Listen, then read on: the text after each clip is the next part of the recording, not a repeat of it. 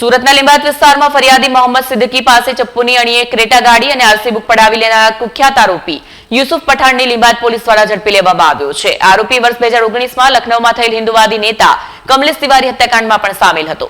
સુરતના લીંબાયત વિસ્તારમાં ફરિયાદી મોહમ્મદ સિદ્દીકી પાસે ચપ્પુની અણીએ ક્રેટા ગાડી અને આરસી બુક પડાવી લેનાર કુખ્યાત આરોપી યુસુફ પઠાણને લીંબાયત પોલીસ દ્વારા ઝડપી લેવામાં આવ્યો છે। આ આરોપી વર્ષ 2019માં લખનૌમાં થયેલ હિન્દુવાદી નેતા કમલેશ તિવારી હત્યાકાંડમાં પણ સામેલ હતો।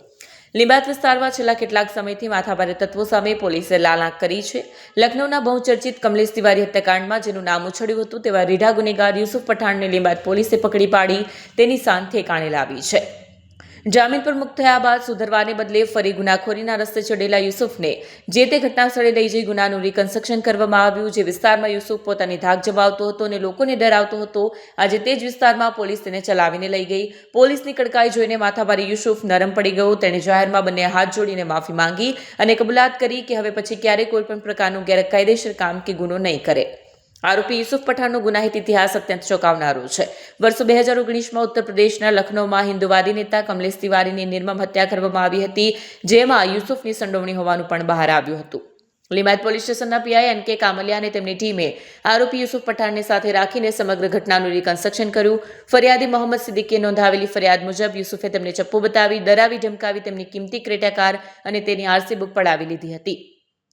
પોલીસે આજે સ્થળ પર જઈને આરોપીઓને કઈ રીતે ગુનો આચર્યો, કયા ચપ્પુ રાખ્યું હતું અને કઈ દિશામાં ભાગ્યો તેની વિગતો મેળવી હતી। પીઆઈ એન કે કામલિયાએ જણાવ્યું હતું કે જે પણ આરોપી કાયદામાં રહેશે તે ફાયદામાં રહેશે। આજે આરોપી છે યુસુફ પઠાણ, જેણે અહીં ચપ્પુની અણીએ ક્રેટા ગાડીની ખંડણી કરી હતી, તેની સામે ગુનો દાખલ કરવામાં આવ્યો છે અને અત્યારે તે જગ્યાએ લાવીને રિકન્સ્ટ્રક્શન પંચનામું ચાલુ છે। આગળની તજવીજ ચાલુ છે। સુરત પોલીસ કમિશનર સાહેબની સૂચના મુજબ જે પણ માણસ કાયદામાં રહેશે તેને જ ફાયદો છે, બાકી જે ગુનાખોરી કરશે તે સારી રીતે ચાલી નહીં શકે અને શાંતિથી જીવી પણ નહીં શકે।